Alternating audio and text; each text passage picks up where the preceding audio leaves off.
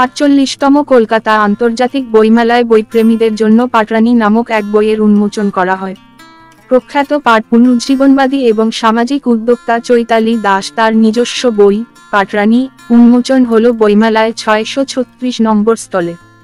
মিরাসাত art publication কর্তৃক প্রকাশিত বইটি বিশ্বজুড়ে পাটের সমৃদ্ধ ঐতিহ্য উদযাপন করে।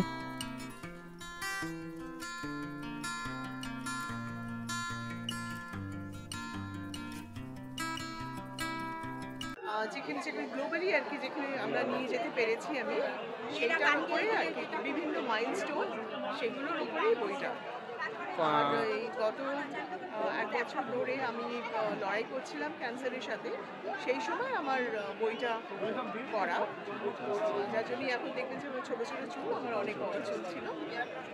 আর ওই সময় তখন মনে হয়েছিল যে আমার যে মাইলস্টোনগুলো যে কাজগুলো আমি করেছি সেগুলোতে একটা টেস্টামেন্ট একটা করার বোধহয় দরকার আছে, কারণ তার থেকে যদি অনুপ্রাণিত হয়ে আমাদের আগামী প্রজন্ম যদি তারা এগিয়ে নিয়ে যেতে চায় তো সেটার জন্যই সেটা হলে আমার সার্থক মনে হবে এই বইটা।